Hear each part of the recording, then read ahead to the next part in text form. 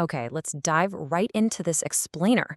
Today, we're taking some of the oldest, most esoteric metaphors in human history and translating them into highly practical, modern human biology. Have you ever wondered if the ancient stories passed down through generations, the myths, the parables, the legends, were actually trying to teach us something fundamentally practical about our own bodies? Well, they just might be. We're going to decode some of humanity's most famous allegories, not as magical or mystical tales, but as beautifully simple, understandable maps to your central nervous system. We are stripping away the complex jargon today. We're going to see exactly how understanding these ancient metaphors can give you incredibly practical tools to optimize your daily health, your mood, and your physical well-being. I know, it sounds totally bizarre. Is Santa Claus hiding in your brain? But stick with me here. We're looking at how some of the most universally recognized stories actually act as secret anatomical maps. Think about Santa Claus for a second. You've got this jolly figure bringing gifts down a chimney to spread joy. Now, for centuries, we've just treated this as a simple, fun children's tale. But when you overlay this exact story onto human anatomy, a startlingly clear and frankly incredibly practical picture of our own biology suddenly emerges. Because the mythical figure of Santa Claus actually mirrors a physical structure right in the center of our brain. Deep within your brain's architecture is a thin, irregular sheet of neurons called the colostrum. Phonetically, colostrum sounds remarkably like claws, right? As in Saint Claus. But the connection goes way, way beyond just a fun phonetic coincidence. You see, ancient anatomists and philosophers often used vivid metaphors to describe the biological functions they were observing. They didn't have the modern scientific vocabulary we have today, so they used stories to explain how this specific central part of the brain is responsible for delivering vital, life-giving elements to the rest of the physical body. When you really think about the mechanics of the story, it makes complete practical sense. In the legend, Santa drops presents down the chimney. In your actual body, the colostrum and its surrounding brain regions release vital, health-regulating neurochemicals and fluids straight down your spinal cord. So the chimney? That's your spine. And the presents? Those are the vital fluids and neurotransmitters that your body desperately needs to function optimally every single day. When you start conceptualizing your nervous system this way, you realize that your brain is constantly trying to gift your body with the chemistry required for health, movement, and everyday happiness. And this concept builds even further when we examine another incredibly famous story, the three wise men from the East. We've all heard the tale of kings traveling from afar to present priceless sacred gifts. But what if those wise men aren't historical figures riding camels at all? What if they are actually essential glands sitting right inside your head?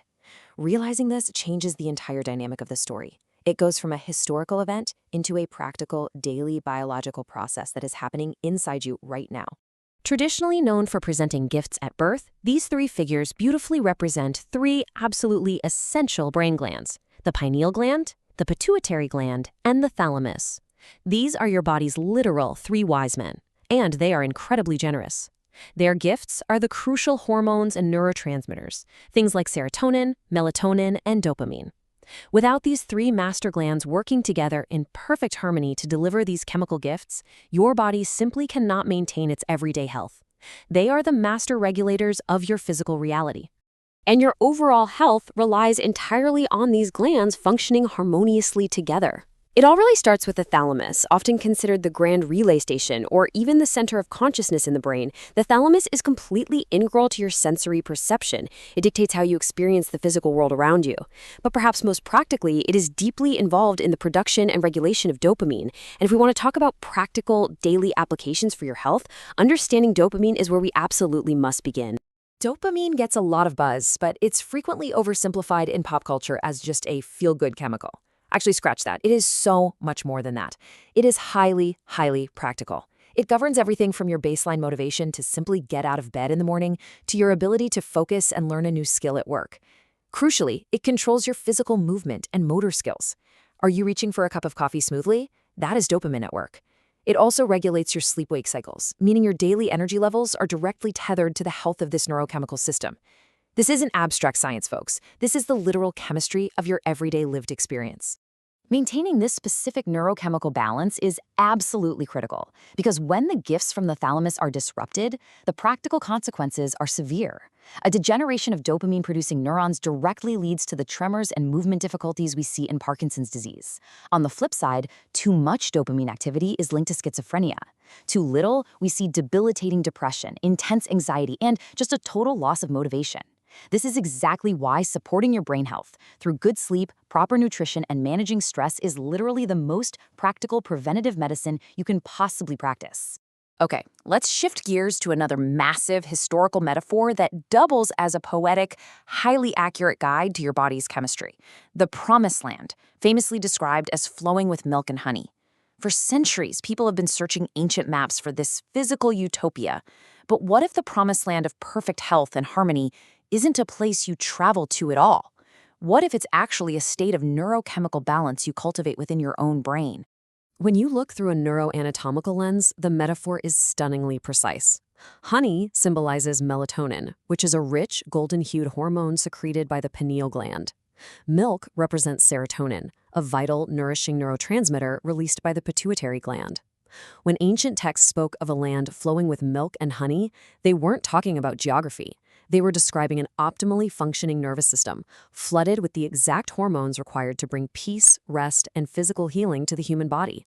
The immense practical application of these two gifts really cannot be overstated. Melatonin, your honey, doesn't just help you fall asleep. It literally rejuvenates your red blood cells and actively fights the aging process at a cellular level to prevent bodily system shutdown. Serotonin, your milk, isn't just about feeling happy. It is a profound physical stabilizer that actively aids in wound healing, helps process toxins out of your body, and literally controls your bowel movements and your appetite. So when you manage your light exposure to boost melatonin or eat well to boost your serotonin, you are practically physically creating your own land of milk and honey. Now, the harmonious blending of these two specific hormones, the milk and the honey, creates what some ancient esoteric texts referred to as the Christos, or the Christ oil. Stripped of any religious dogma, this is just a beautiful physiological metaphor. It describes a vital fluid, the absolute perfect chemical cocktail of serotonin and melatonin that originates right in your brain and travels down the spinal cord to regulate, heal, and optimize your entire physical being. It is literally the ultimate biological formula for human vitality. And this brings us to our final decode, taking us all the way back to the very beginning, the Garden of Eden. The book of Genesis describes cherubim and a flaming sword flashing back and forth to guard the way to the tree of life. I mean, it sounds like something straight out of a high fantasy movie, right? But when we apply our anatomical lens to this exact text, it transforms from a story about a mythical garden into a profound, practical schematic of your own physical architecture. Let's break it down together. The flaming sword flashing back and forth, that is the protective, active consciousness sitting right in the center of your brain. The cherubim represents the larger, overarching structure of the brain itself. And what are they fiercely guarding? The tree of life, which is your central nervous system. Seriously, look at a medical diagram of the human nervous system removed from the body. It looks exactly like a tree. The brain acts as the canopy, and the spinal nerves act as the trunk and the roots.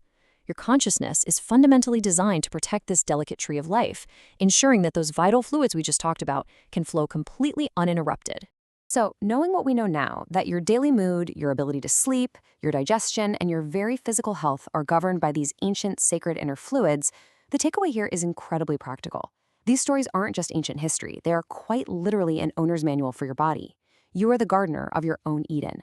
Your daily habits, how you manage stress, your sleep routines, they all directly, physically impact the flow of your milk and honey. So the big question is, what practical steps will you take today to protect your flaming sword, balance your wise glands, and keep your inner tree of life thriving?